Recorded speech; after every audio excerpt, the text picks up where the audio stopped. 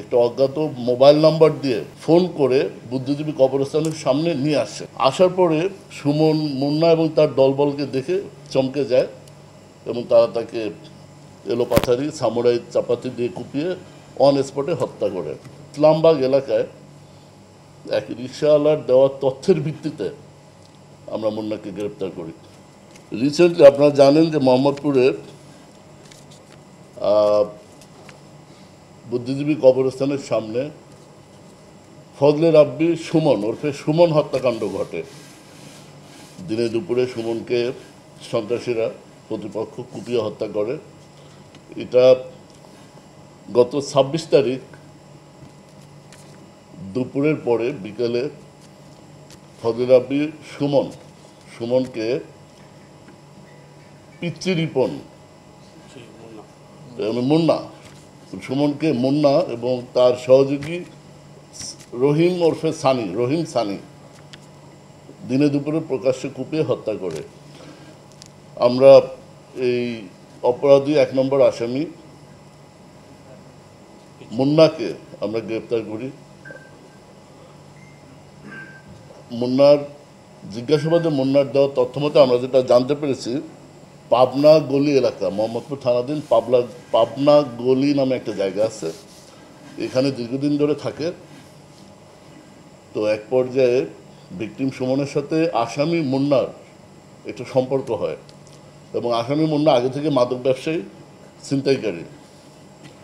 তো এই সম্পর্কের প্রেক্ষিতে ভিকটিম সুমনও মাদক ব্যবসায় জড়িয়ে যায়। এই আসামি মুন্নার বিরুদ্ধে একাধিক মাদক মামলা, দ্রুত বিচার আইনে মামলা, ছিনতাইয়ের মামলা রয়েছে। এই বছর ফেব্রুয়ারিতে আসামি মুন্না দ্রুত বিচার আইনে পুলিশ কর্তৃক গ্রেপ্তার হয় এবং তার বিরুদ্ধে দ্রুত বিচার আইনে মামলা হয়। সে গত ১ মাস আগে এই মামলা থেকে ছাড়া পায়।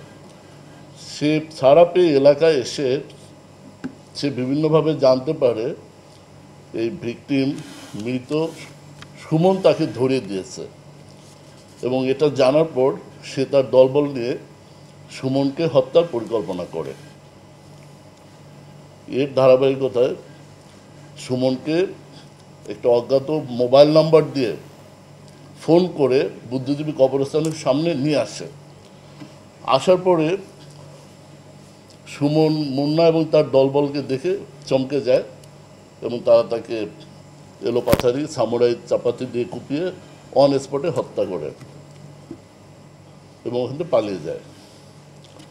এলাকার লোকজন তাকে উদ্ধার করে ঢাকা মেডিকেলে নিয়ে গেলে পরবর্তী তাকে মৃত ঘোষণা করে। তো আমরা পরের দিন ২৭ তারিখে মামলা হয়। ভিকটিম সুমনের বাবা বাদী হয়ে ২ জনকে আসামি করে মামলা করে।